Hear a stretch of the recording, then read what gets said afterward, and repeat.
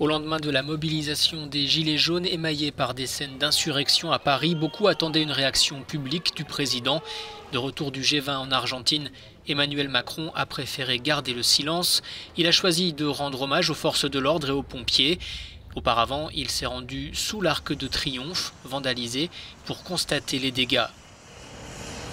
S'en est suivi une réunion d'urgence à l'Elysée. Le président a demandé au Premier ministre de recevoir les chefs de partis politiques et des représentants des Gilets jaunes. Des Gilets jaunes qui, malgré la violence de samedi, sont encore soutenus par une partie des personnes interrogées dans les rues de Paris.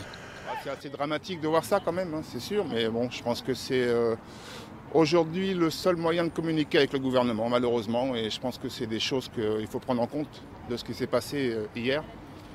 Et c'est à M. Macron d'assumer ce qui s'est passé aussi, surtout ce qui s'est passé, c'est un peu de sa faute et il n'y a que lui qui peut faire changer les choses. Moi je suis pas riche, mais bon, je mets 400 € de carburant par mois, j'habite dans le sud de la France sur Avignon et je soutiens les Gilets jaunes, mais chez nous c'est pacifique. Et bien ouais, quand je suis bloqué dans les embouteillages, je prends mon mal en patience parce que je me dis c'est positif. Mais là ce qu'ils font, ça n'a rien de positif et au contraire ça nuit au mouvement. Je trouve que c'est triste que le peuple qui a faim soit obligé d'en arriver là pour se faire entendre. Moi je trouve ça vraiment très très triste dans une société démocratique. Voilà. Abribus ravagés, immeubles incendiés, voitures en feu, les dégâts dans les quartiers proches de l'Arc de Triomphe sont considérables. La maire de Paris a dit s'attendre à ce que leur coût soit très élevé.